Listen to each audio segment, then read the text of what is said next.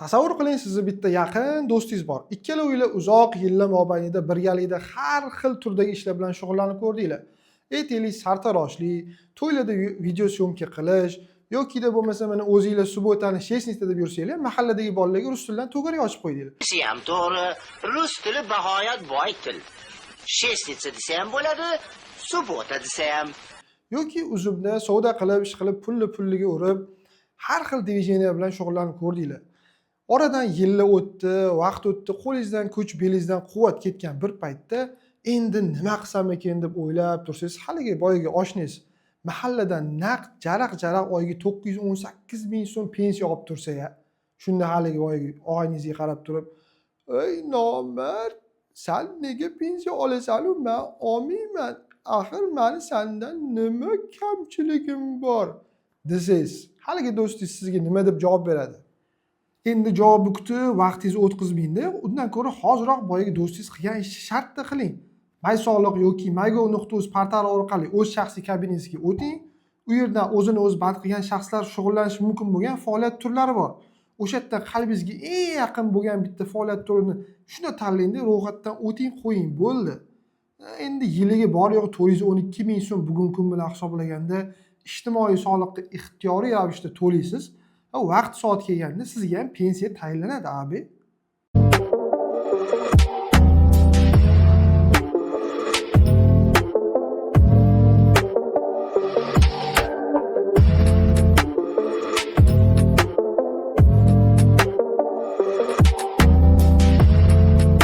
Xo'sh, o'zini o'zi band qilgan shaxslar kim? Bu hozirgi zamonaviy tilda frilanserlar desak ham mubolag'a bo'lmaydi. Ya'ni bitta inson biror bir ish yoki xizmatni ko'rsatishga qobiliyati yoki layoqati bor va bu ishni o'zi yakka o'zi bajaradi. Shofyor ham o'zi, buxgalter ham o'zi, ko'mirkonga ham o'zi boradi, paxta sexiga ham o'zi boradi. Xullas kalom, ko'mir ortishga, otxona tozalashga, ular jismoniy shaxslar bilan og'zaki kelishuv asosida xizmat ko'rsatishlari, yuridik shaxslar bilan bo'lsa, faqatgina bir martalik ish yoki xizmatni ko'rsatish uchun yozma shartnoma tuzgan holda ishlashlari mumkin bo'ladi.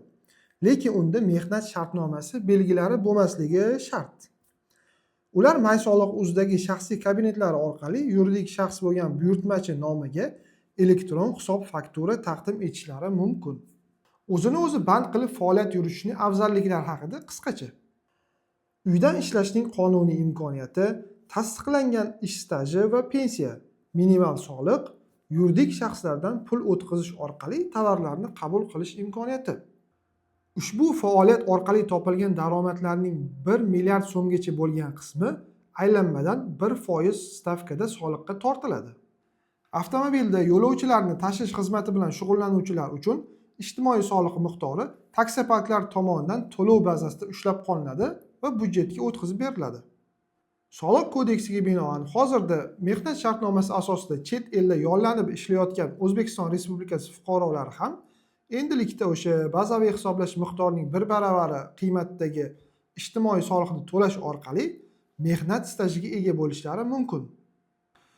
Ko'ngilni biroz xijil qiladigan tarafi esa 2026-yil 1-yanvardan boshlab o'sha o'zimizni qorako'z frilanserlar shug'ullanishi mumkin bo'lgan 34 ta faoliyat turi joriy ro'yxatdan chiqarib tashlandi. Ya'ni endilikda ushbu faoliyat bilan shug'ullanib kelayotgan jismoniy shaxslar endilikda majburiy tarzda YTT yoki yuridik shaxs sifatida faoliyat yurishlari talab qilinadi. YTT yoki yuridik shaxs sifatida ro'yxatdan o'tganda esa o'zini o'zi band qilgan shaxslar davlat bojidan ozod qilinadi. Rasmiylar bu jarayonni tadbirkorlarning yiriklashuvini rag'batlantirish dasturining bir qismi deya ta'rifladilar. Quvonarli tarafi esa endilikda siz o'zini o'zi band qilgan shaxs sifatida elektron tijorat savdo maydonchalarida, ya'ni marketplace'larda tovar va xizmatlarning chakana savdosi bilan shug'ullanishingiz mumkin bo'ladi.